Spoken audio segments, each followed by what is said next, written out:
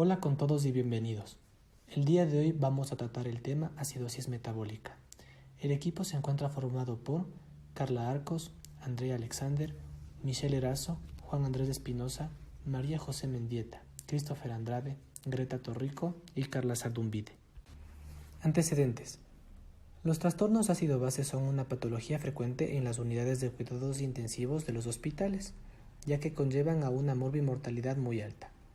En un estudio del Hospital Víctor Lasarte Echegaray, la incidencia, estancia hospitalaria y mortalidad se registró en un 21% para acidosis metabólica y en un 20% para los trastornos metabólicos mixtos.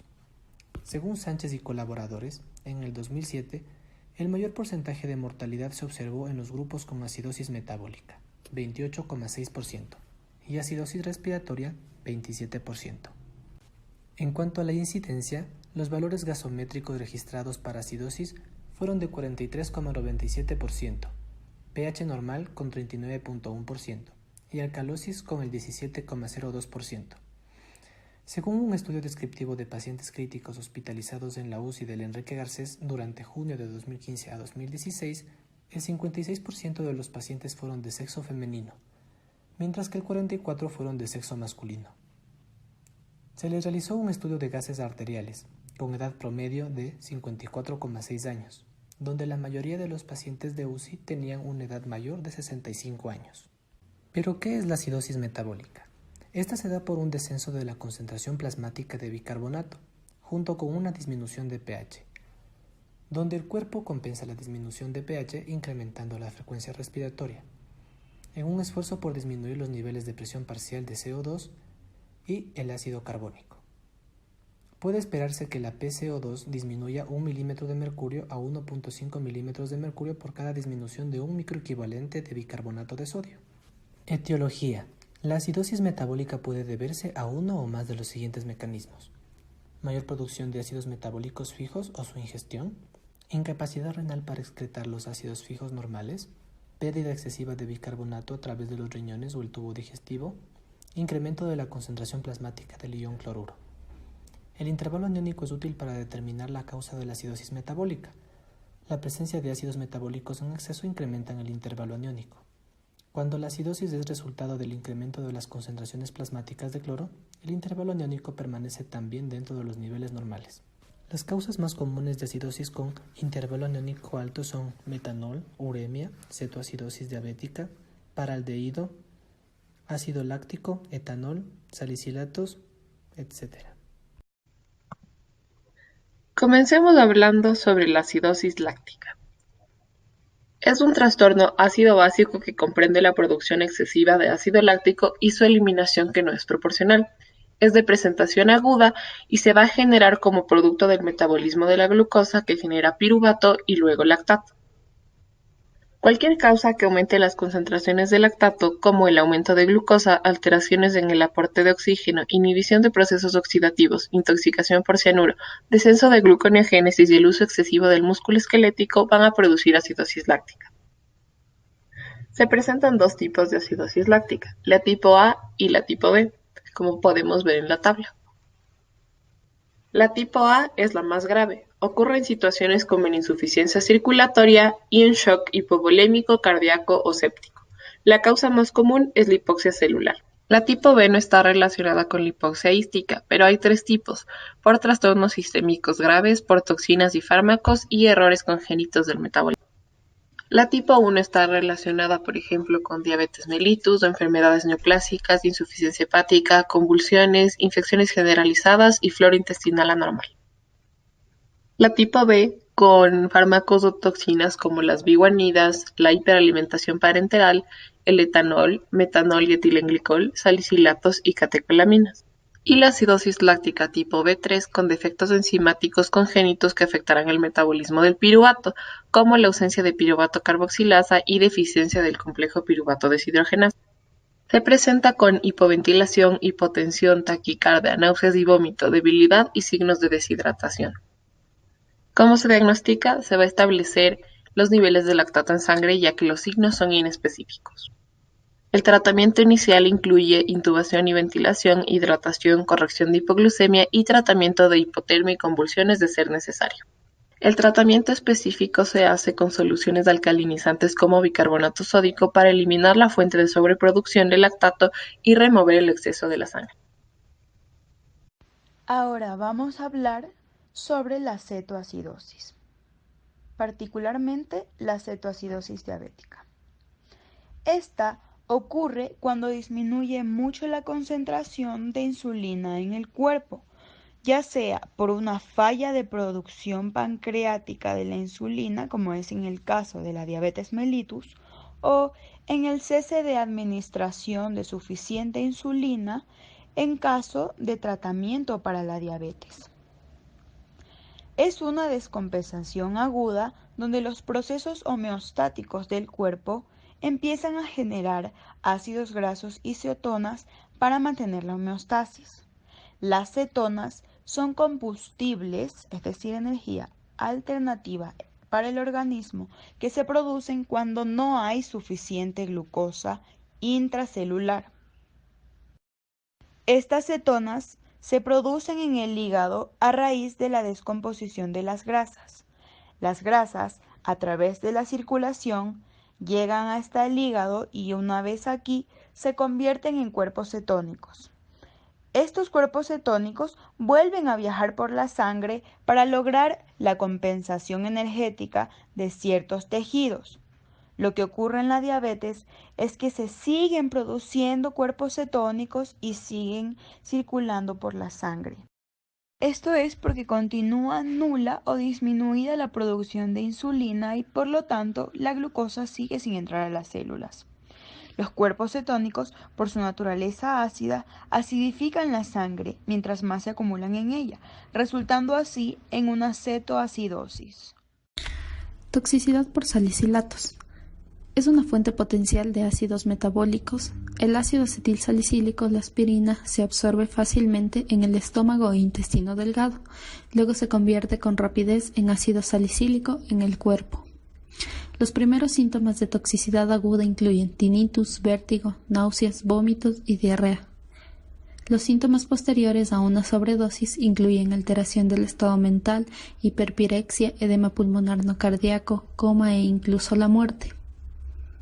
La causa más común es el ácido acetilsalicílico, pero existen otras preparaciones como salicilato de metilo, salicilato de sodio que producen efectos similares. Los salicilatos cruzan la barrera hematoencefálica, estimulan de modo directo el centro respiratorio, causando hiperventilación y alcalosis respiratoria.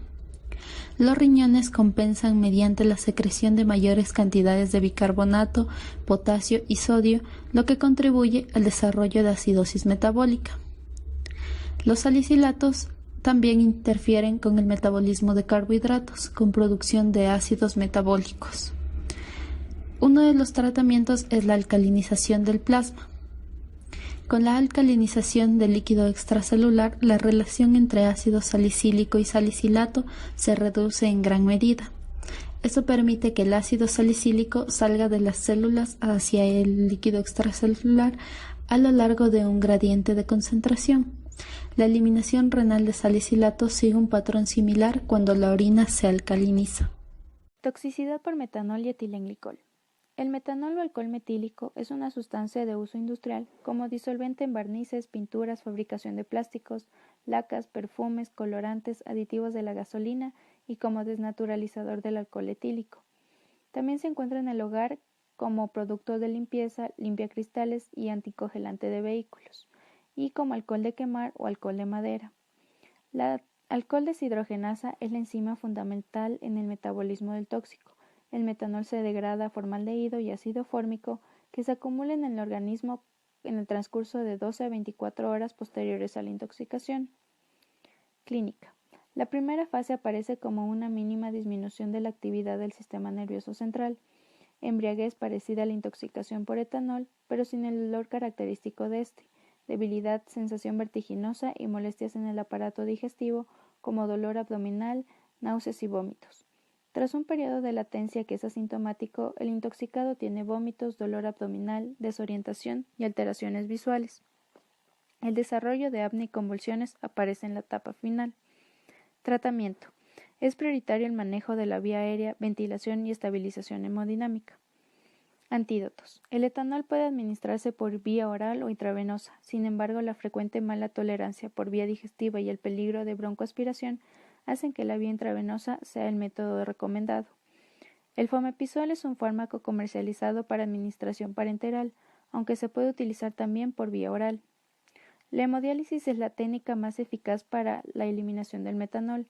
Hay que tener en cuenta que el ácido fórmico es muy neurotóxico y que sus lesiones son irreversibles, y la hemodiálisis tiene capacidad extractiva tanto del metanol como del ácido fórmico, por lo que puede prevenir la aparición de secuelas.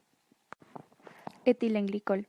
Es un glicol incoloro, inodoro y de sabor dulce que se emplea como disolvente en pinturas, betunes y anticongelante en los radiadores de automóviles. La causa más frecuente de intoxicación es la ingesta accidental de anticongelante. La alcohol deshidrogenasa es la enzima fundamental en el metabolismo del tóxico. Los productos metabólicos del etilenglicol son glicolato y oxalato, que se acumulan en el organismo en el transcurso de 12 a 24 horas posteriores a la ingesta del tóxico y son las responsables de la toxicidad.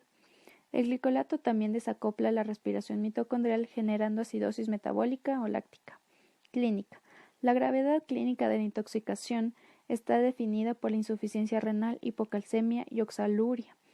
Son también criterios de gravedad la afectación del sistema nervioso central, la acidosis metabólica y la inestabilidad hemodinámica. Tratamiento.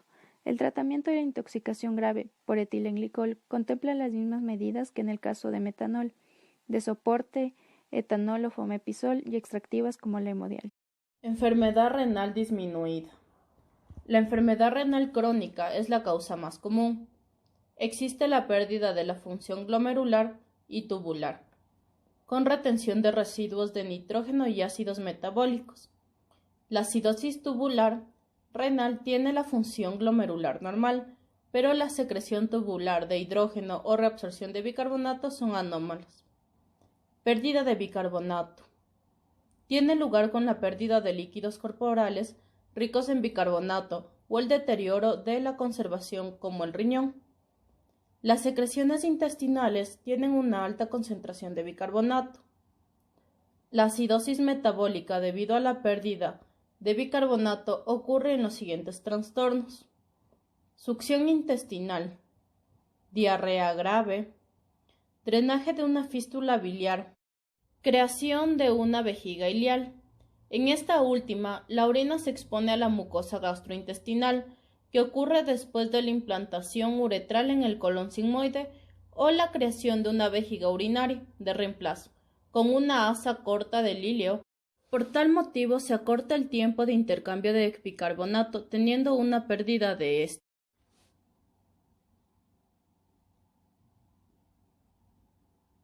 Acidosis hiperclorémica. Se observa cuando los niveles del cloro se incrementan. El bicarbonato y el cloro son aniones intercambiables. Puede desarrollarse como el resultado de tratamientos con fármacos que contienen cloruro, como el cloruro de amonio o el cloruro de sodio intravenoso. El intercambio aniónico permanece dentro de la normalidad mientras que los niveles plasmáticos de cloro se incrementan y el bicarbonato disminuye. Manifestaciones clínicas. La acidosis metabólica se caracteriza por la disminución del pH y los niveles de bicarbonato debido a la ganancia de hidrógeno o pérdida de bicarbonato. Estas caen en tres categorías: signos y síntomas del trastorno que causan acidosis, cambios en la función corporal por mecanismos compensatorios y alteraciones de la función cardiovascular, neurológica y musculoesquelética. Los signos y síntomas suelen comenzar cuando la concentración plasmática de bicarbonato cae a 20.000 equivalentes por litro o menos, y esta casi siempre se desarrolla en el curso de otra enfermedad, por ejemplo en la cetoacidosis diabética, en la que existe un incremento de la glucosa en sangre y orina y un olor característico de cetonas en el aliento. El sistema respiratorio compensa la disminución del pH incrementando la ventilación, con respiraciones profundas y rápidas, como ocurre en la cetoacidosis diabética, en la que el patrón se denomina respiración de Kussmaul. En caso de una acidosis grave, la disnea puede presentarse incluso cuando la persona se encuentra en reposo. Con una función renal normal, la excreción de hidrógeno se incrementa y la orina se volverá más ácida. Otros signos y síntomas generales incluyen debilidad, fatiga, malestar general, cefalea intensa, anorexia, náuseas, vómito y dolor abdominal. Se deprime la excitabilidad neuronal, la conciencia disminuye, se manifiestan estupor y coma, y con frecuencia la piel se calienta y además se ruboriza. Cuando el pH cae 7,1 a 7,2, la contractilidad y el gasto cardíaco disminuyen, el corazón se vuelve menos sensible a las catecolaminas y pueden presentarse arritmias, incluso arritmias ventriculares mortales. La acidemia crónica, como la insuficiencia renal crónica, puede causar diversos problemas musculoesqueléticos que pueden ser el resultado de la liberación de calcio y fosfato por el exceso de iones de hidrógeno. El tratamiento para la acidosis metabólica va a depender de la causa que está provocando la disminución del pH. Entre las principales causas están la cetoacidosis diabética, acidosis láctica, enfermedad renal crónica, diarrea, acidosis tubular renal o por ingesta por aspirina, metanol o etileno. Entonces, en primer lugar, necesitamos saber si es que la acidosis metabólica es aguda o renal, para de esta manera dar un tratamiento adecuado. Si la acidosis metabólica es aguda, se debe iniciar terapia con bicarbonato si es que se ha generado una acidemia severa, menor a 7,1, o en pacientes con acidemia moderada entre 7,2 a 7,1, pero que tengan una falla renal aguda. De esta manera se podría evitar realizar diálisis. Sin embargo, se debe tener cuidado al alcalinizar el pH, ya que puede tener varias consecuencias, como acidificación intracelular, aumento de la producción de lactato y depresión del miocardio. Por este motivo, se utiliza únicamente cuando el bicarbonato está muy bajo y el pH es menor a 7,1. Entonces, por otro lado, si la acidosis es crónica, se debe principalmente a la diarrea, cuando el paciente tiene falla renal avanzado o cuando hay acidosis tubular renal. Los beneficios que trae realizar una terapia alcalina va a ser reducir o eliminar los mecanismos compensatorios como la hiperventilación, reducir la probabilidad de desarrollar calcificaciones en los riñones y también en pacientes con falla renal va a disminuir el daño renal.